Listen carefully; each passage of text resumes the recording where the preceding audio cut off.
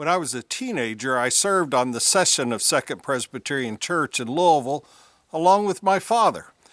My first vote gave permission for our youth group to perform Godspell.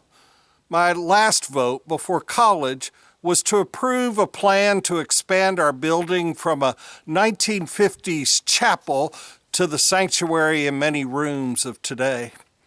One vote led to my feeling at home when I soloed Prepare Ye the Way for the Lord in worship. The other vote led to my church becoming an enormous sanctuary I'd visit in adulthood. As both the church and I continued to evolve into something beyond what we were in the 1950s, I would focus on guiding and listening to the voices of youth in the church. I learned the importance of working in partnership with youth.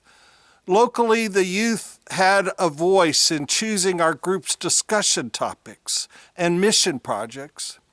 At the beginning of the school year, I would give them 100 choices in the areas of worship, Bible, discussions, fellowship, and mission. They would then choose and plan which and when. The youth would help lead individual programs as well. In the presbytery and synod, I worked with a youth council made up of adults and youth from various churches, especially this church, who would work together to plan and lead retreats for Mid-Missouri and for Kansas and Missouri. Adults and youth worked in partnership to plan and coordinate the National Montreat and Triennium conferences. Maybe that's one reason I was always drawn to Paul's phrase, partnership in the gospel.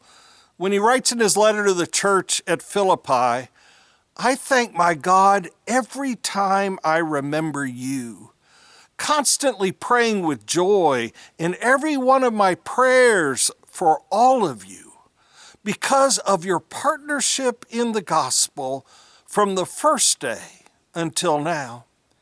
And I am confident of this, that the one who began a good work among you will bring it to completion by the day of Jesus Christ.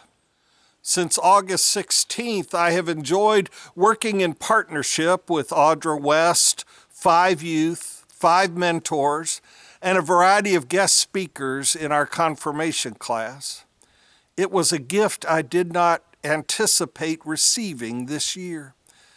Yesterday, we talked about the variety of gifts and the one Spirit that brings us together in the body of Christ, a theme that touches so many youth retreats over the decades on 1 Corinthians 12. These 5 young women who have received the faith from their families and you are preparing to publicly proclaim that faith for themselves next year. They have a variety of gifts to share with the church, and I am excited for how God inspires and uses them for God's purposes. They are not just the future of the church, they are the present. Yesterday, Mary Hoskins told the confirmands she couldn't wait to tell all the older adults she visits about what an incredible group is joining the church. She said they will be so overjoyed to hear the good news.